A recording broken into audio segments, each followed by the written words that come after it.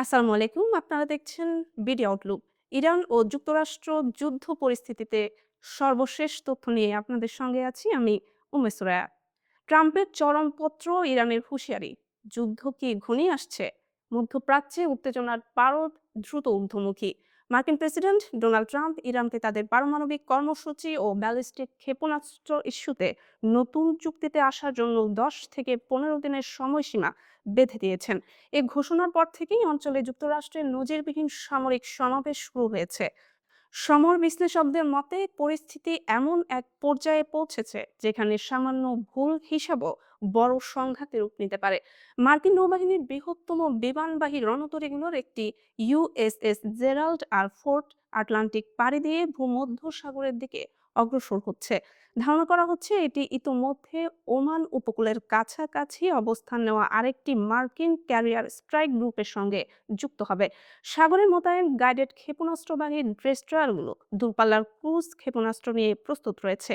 একই সঙ্গে আকাশপথে শতাধিক যুদ্ধ বিমান, যার মধ্যে অত্যাধুনিক স্টেলথ জেটও রয়েছে, মধ্যপ্রাচ্যের বিভিন্ন ঘাঁটিতে মোতায়েন করা হয়েছে। গোয়েন্দা নজরদারি জোরদার করতে আকাশে সতর্কতামূলক নজরদারি বিমান টহলও দিচ্ছে। এই সামরিক প্রস্তুতির মাঝেই কূটনৈতিক টানাপোড়েন দেখা দিয়েছে যুক্তরাষ্ট্র ও যুক্তরাজ্যের মধ্যে।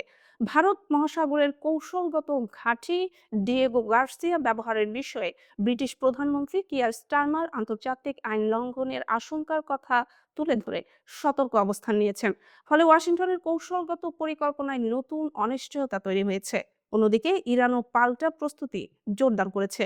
ইসলামী বিপ্লবী গার্ড বাহিনী হরমুজ প্রণালী ও ওমান উপসাগরে বড় আকারের নৌ মহড়া চালাচ্ছে। তেহরান হুঁশিয়ারি দিয়েছে যে কোনো সামরিক আগ্রাসনের জবাব হবে কঠোর ও আনুপাতিক। গুরুত্বপূর্ণ পারমাণবিক ও ক্ষেপণাস্ত্র স্থাপনাগুলোকে আরও সুরক্ষিত করতে মাটির নিচে কংক্রিটের স্তর ও প্রতিরক্ষা কাঠামো জোরদার করা হচ্ছে। স্যাটেলাইট চিত্রে দেখা গেছে পূর্বের হামলায় ক্ষতিগ্রস্ত স্থাপনাগুলোর সংস্কার দ্রুত গতিতে চলছে। সমর বিশ্লেষক মার্ক ক্যানসিয়ানের মতে সম্ভাব্য সংঘাত হলে তা সরাসরি স্থলযুদ্ধ নয়, বরং দূরপাল্লার ক্ষেপণাস্ত্র ও বিমান হামলা কেন্দ্রিক হতে পারে।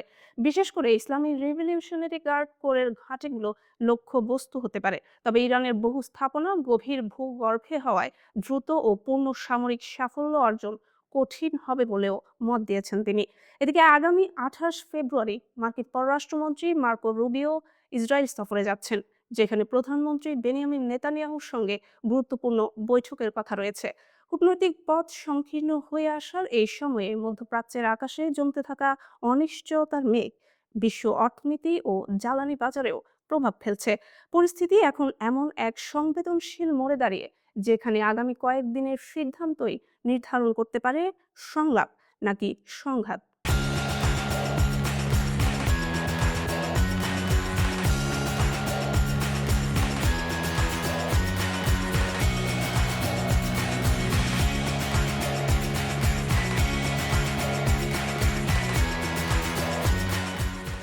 মধ্যপ্রাচ্যে যুক্তরাষ্ট্রের সামরিক উপস্থিতি বাড়তে থাকায় পাল্টা কৌশলগত প্রস্তুতি জোরদার করছে ইরান।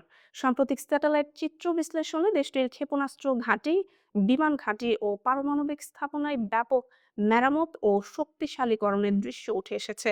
আন্তর্জাতিক গণমাধ্যমের প্রতিবেদনে বলা হয়েছে সম্ভাব্য সংঘাতের আশঙ্কায় তেহরান একযোগে সামরিক অবকাঠামো পুনর্গঠন ও প্রতিরক্ষা সুরক্ষা বাড়াচ্ছে। গত বছরের জুনে ইসরায়েলের আকস্মিক হামলার পর ইরানের কয়েকটি গুরুত্বপূর্ণ ক্ষেপণাস্ত্র উৎপাদন কেন্দ্র ও সামরিক স্থাপনা ক্ষতিগ্রস্ত হয়। ১২ দিনের সেই সংঘাতে পাল্টা হিসেবে ইরান ইসরায়েলের বিভিন্ন শহর লক্ষ্য করে শতাধিক ক্ষেপণাস্ত্র ও ড্রোন নিক্ষেপ করে। পরিস্থিতির মধ্যে যুক্তরাষ্ট্র ও ইরানের ৩টি পারমাণবিক স্থাপনায় হামলা চালায়। সেই ক্ষয়ক্ষতির পর এখন দ্রুত পুনর্গঠনের পথে হাঁটছে তেহরান। স্যাটেলাইট চিত্রে দেখা গেছে খোররামাবাদের ইমাম আলী ক্ষেপণাস্ত্র ঘাঁটির ধ্বংসপ্রাপ্ত একাধিক স্থাপনা পুনর্নির্মাণ করা হয়েছে। গুরুত্বপূর্ণ সাইলো উৎক্ষেপণ স্থানের চারপাশে নতুন নির্মাণ কাজ ও প্রতিরক্ষা ব্যবস্থা জোরদারের ইঙ্গিত মিলেছে।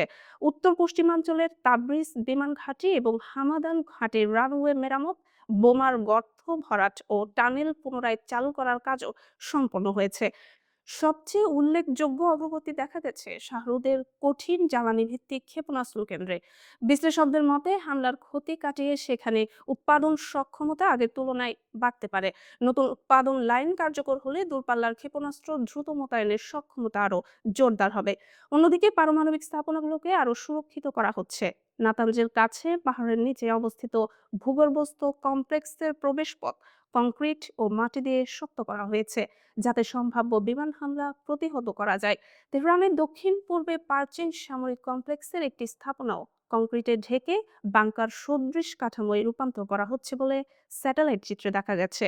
বিশ্লেষকদের মতে যুক্তরাষ্ট্রের বাড়তি সামরিক সমাবেশের জবাবে ইরান কেবল প্রতিরক্ষা নয়, আক্রমণাত্মক সক্ষমতাও পুনর্গঠন করছে।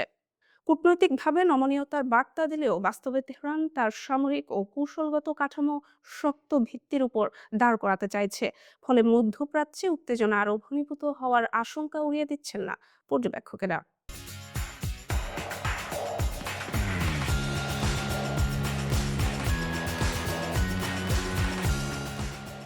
ইরানের বিরুদ্ধে সম্ভাব্য সামরিক অভিযানে যুক্তরাষ্ট্রকে সরাসরি সমর্থন না দেওয়ার ইঙ্গিত দিয়েছে যুক্তরাজ্য। ট্রাম্প প্রশাসনের অনুরোধ সত্ত্বেও ভারত মহাসাগরে অবস্থিত গুরুত্বপূর্ণ সামরিক ঘাঁটি দিয়েগো গার্সিয়া এবং ইংল্যান্ডের একটি বিমান ঘাঁটি ব্যবহারের অনুমতি দেয়নি লন্ডন। আন্তর্জাতিক আইন ও নীতিগত বিবেচনাকেই এই সিদ্ধান্তের প্রধান কারণ হিসেবে তুলে ধরা হয়েছে। বর্তমানে মধ্যপ্রাচ্যে সামরিক উপস্থিতি জোরদার করছে যুক্তরাষ্ট্র এবং একই সঙ্গে তেহরানের উপর কূটনৈতিক চাপ বাড়াচ্ছে। মার্কিন প্রেসিডেন্ট ডোনাল্ড ট্রাম্প সম্প্রতি ইঙ্গিত দেন ইরানের বিরুদ্ধে যে কোনো সম্ভাব্য পদক্ষেপে দিয়েগো গার্সিয়া কৌশলগতভাবে গুরুত্বপূর্ণ ভূমিকা রাখতে পারে। তবে এই বিষয়ে অবগত সূত্রগুলো জানিয়েছে যুক্তরাজ্য আন্তর্জাতিক আইনের ভিত্তি ছাড়া এমন কোনো সামরিক ব্যবহারে সম্মতি দেবে না। গত মাসে আল কারানস হাউস অফ কমন্সে বলেন, কোনো বিদেশি শক্তিকে ব্রিটিশ ঘাঁটি ব্যবহারের অনুমতি দিতে হলে তার স্পষ্ট আইনি ভিত্তি ও নীতিগত যৌক্তিকতা থাকতে হবে। যুক্তরাজ্য সরকার এক বিবৃতিতে জানিয়েছে তারা চলমান সামরিক কার্যক্রম নিয়ে প্রকাশ্যে মন্তব্য করে না, বরং যুক্তরাষ্ট্র ও ইরানের মধ্যে রাজনৈতিক ও কূটনৈতিক প্রক্রিয়াকে সমর্থন করে।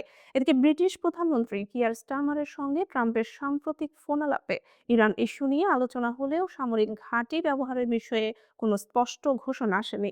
বিশ্লেষকদের মতে মধ্যপ্রাচ্য সংকট ঘিরে যুক্তরাষ্ট্রের সঙ্গে ঐতিহাসিক মিত্রত্ব বজায় রাখলেও লন্ডন এবার সরাসরি সামরিক সম্পৃক্ততা এড়িয়ে কূটনৈতিক অবস্থানকে অগ্রাধিকার দিচ্ছে।